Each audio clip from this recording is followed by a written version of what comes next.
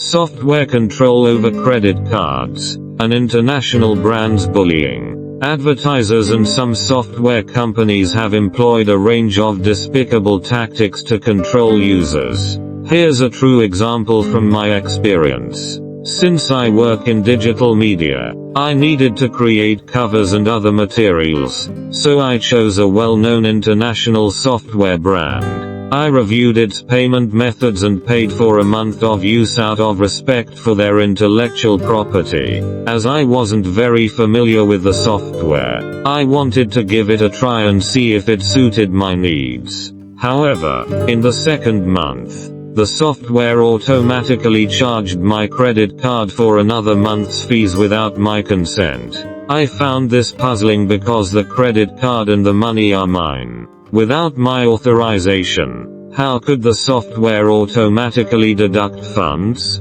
So I contacted the bank to inquire about this. I asked the bank why they didn't notify me, how someone could withdraw funds from my credit card without my permissions and that theft. The bank's response was disappointing. They stated there was nothing they could do because their credit card management system couldn't control these international companies' automatic charges. They were unable to challenge these large corporations or demand responses from them. I questioned why the bank didn't take more steps to protect consumer rights, but the bank could only express regret and offered no effective solution.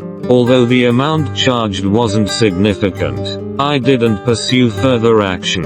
However, the impression left by the software company goes beyond rudeness. It seemed like criminal behavior. No matter the reason, paying monthly fees should require my explicit consent. How can they control my credit card without my permission? Such rogue companies engaging in criminal behavior must not be tolerated. I cancelled my original credit card and didn't have the time or energy to take legal action against them. But the software company shamelessly sent me emails, urging me to pay fees. No matter how good their software might be, I no longer trust it.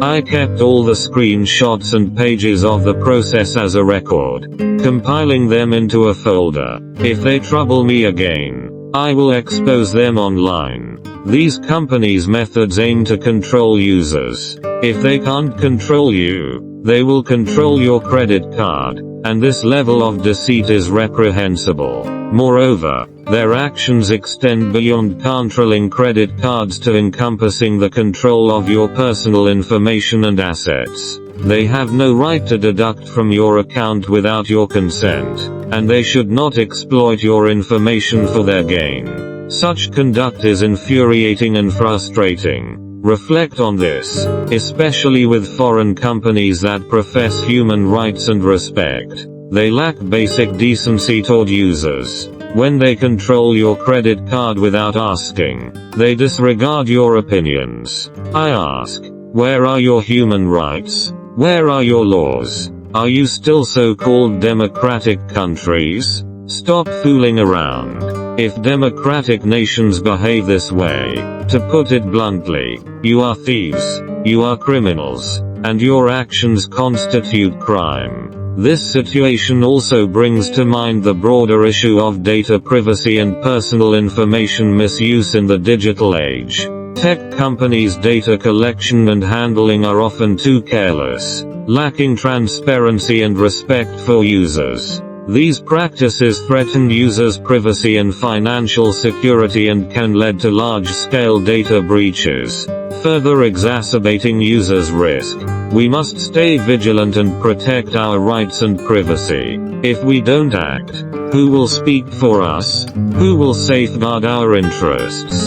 It's time for us to stand up and pressure these irresponsible companies and institutions to respect our rights and stop their wanton intrusions.